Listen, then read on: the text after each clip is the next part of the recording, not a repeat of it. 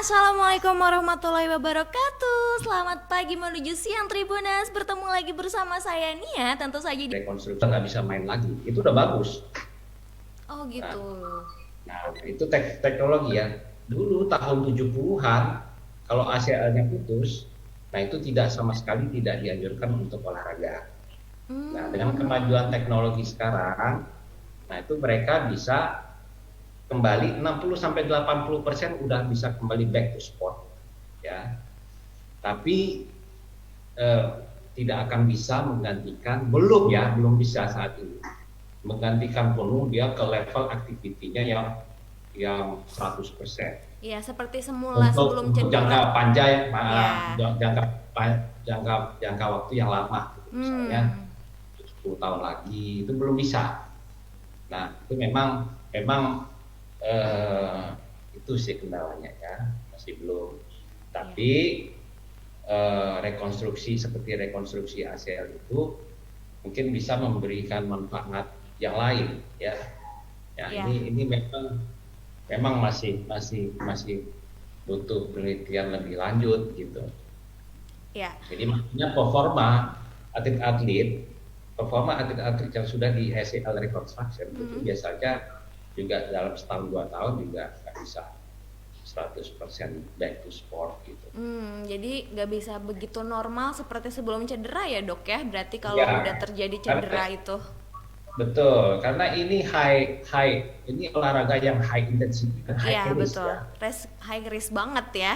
Nah, ya dengan setelah diganti misalnya ACL diganti pun itu bisa eh, kembali putus Ah, karena iya ini iya. olahraga yang banyak menggunakan pivoting ya, Iya artinya betul. dia Mm-mm. banyak muter, kaki ketinggalan di belakang gitu ya, sambil muter itu rentan banget untuk terjadinya putus nih si ACL.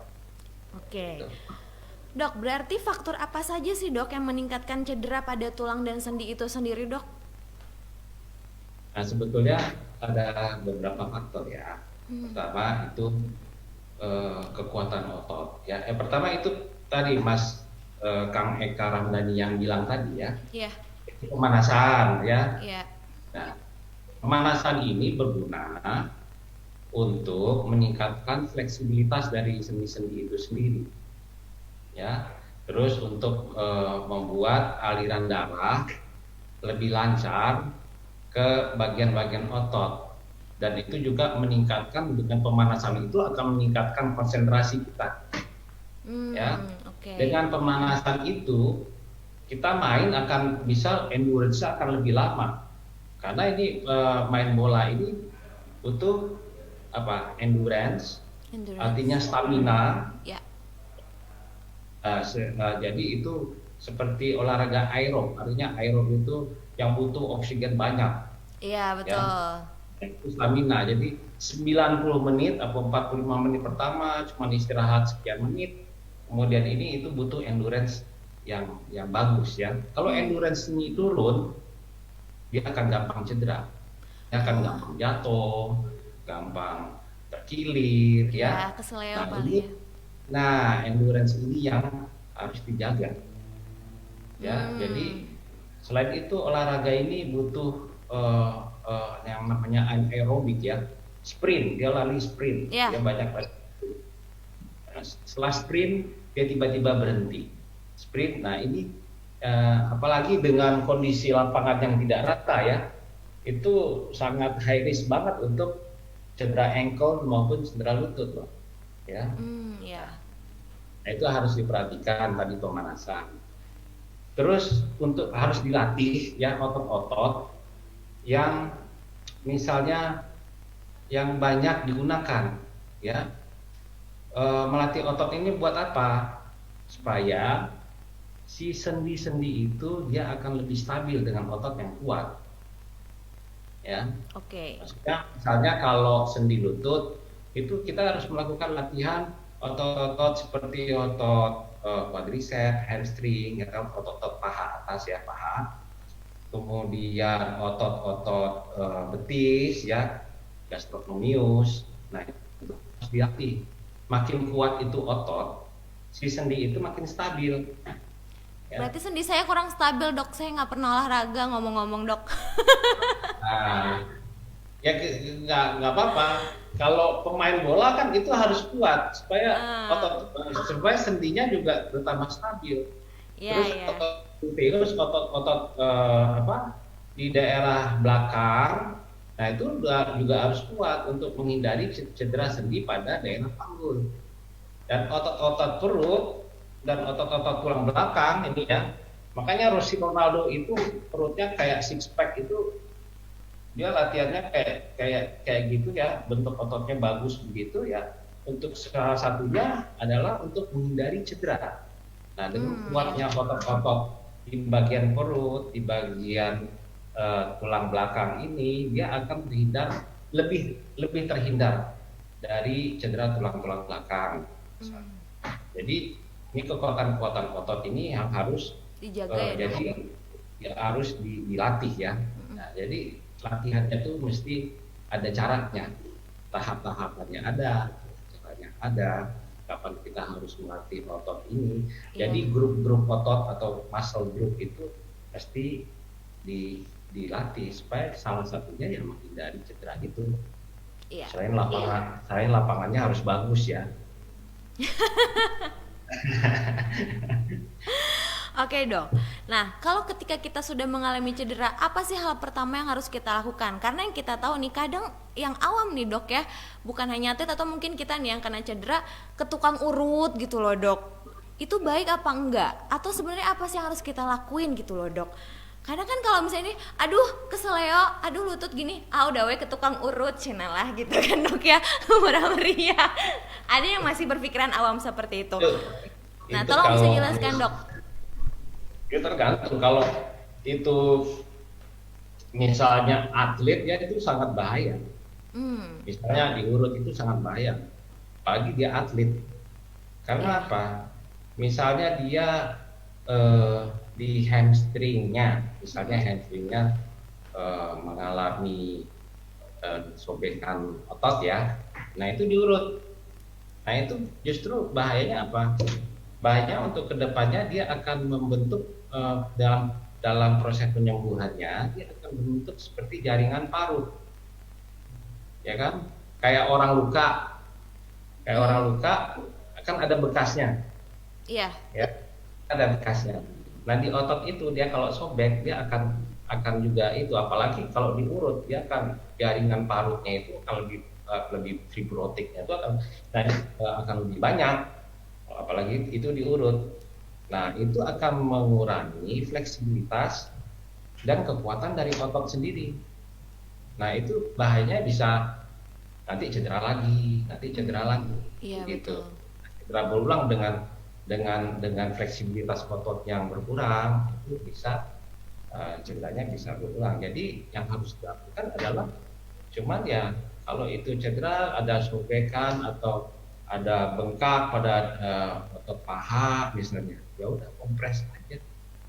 Oh gitu. Diistirahatkan, kompres, kemudian dikasih seperti strapping itu, ada strapping atau di strap gitu. Kemudian kalau bengkak dinaikin. Nah, nanti kita lihat kalau derajatnya berat ya ke rumah sakit. Rumah sakit ya. Dokter. Kalau derajatnya ringan ya kayak benturan biasa, kira-kira ini kompres aja. Biarin otot itu sembuh sendiri. Paling dia nanti kalau ringan sih 2-3 hari juga sembuh ya dok ya. Back to sport lagi gitu. Kalau dia agak berat, misalnya sobekannya cuma sebagian ototnya, nah itu nanti ya paling seminggu. Nah kalau nih dia cedera, atlet kita itu cedera, jangan dipaksa main lagi besoknya. Ya karena itu bisa memperparah keadaannya. Nah, tambah parah, namanya second hit. Udah hit pertama, dikasih lagi second hit.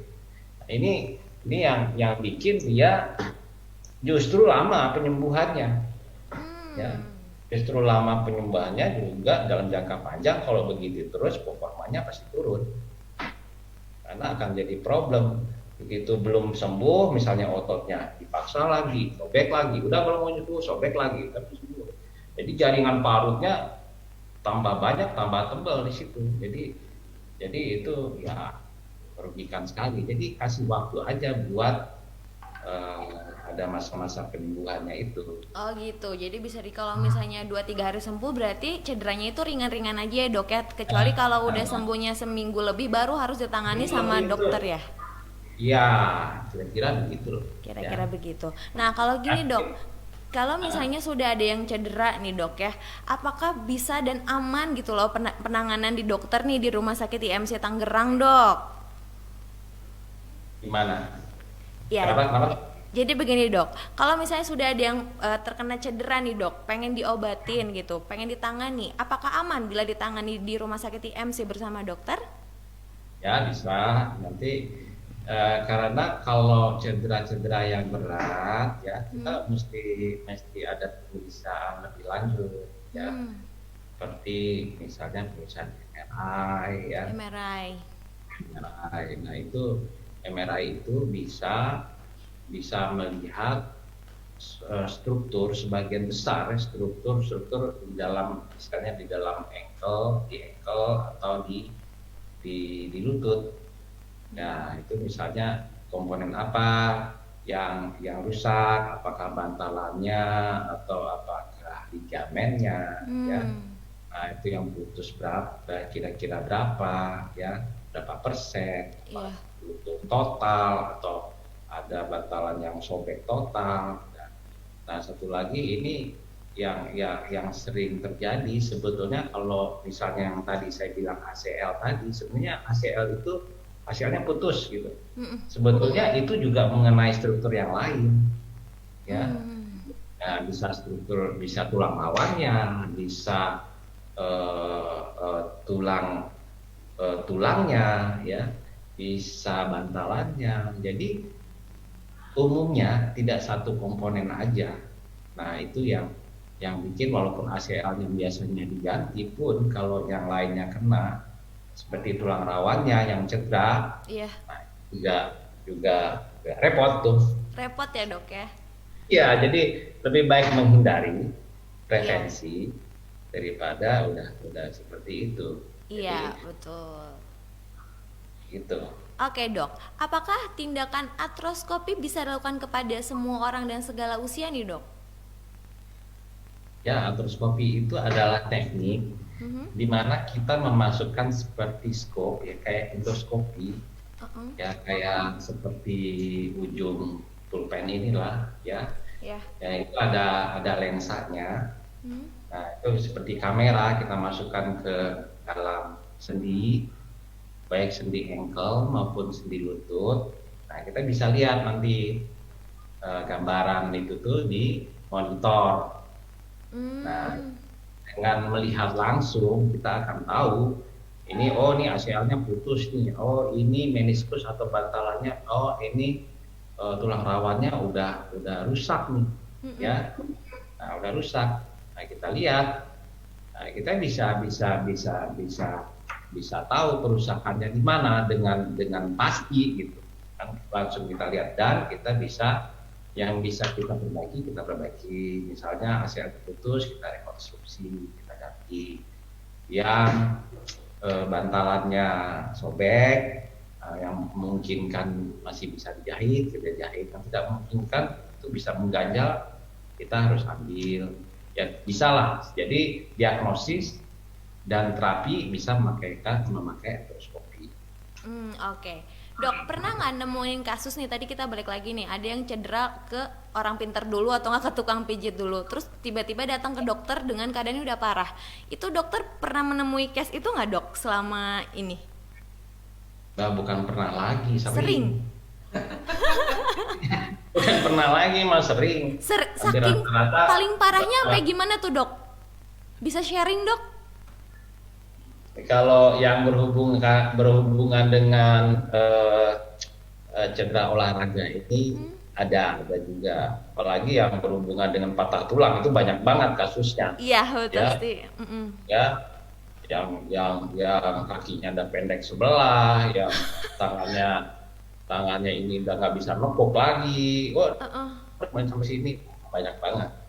Nah, tapi yang berhubungan dengan apa yang cedera olahraga ini juga rata-rata memang bagi yang yang bukan atlet profesional ya sekarang itu banyak yang kayak futsal ini ya, Mm-mm. yang futsal, anak-anak muda futsal, kumpul Iya. futsal, banyak yang cedera itu. Dan kalau cedera nanti diurut dulu, nanti setelah 2-3 bulan kalau nggak udah sakit kakinya, atau udah mengenai bantalan sendi atau tulang rawannya dan nyeri baru ke dokter biasanya gitu. Oh Baik. gitu. Tuh jadi buat Tribuners nih mau kalian cedera tulang atau sendi itu langsung datang ke dokter, jangan ke tulang urut. Nanti kasihan dokternya bingung katanya gitu kan. Diurutnya sama siapa?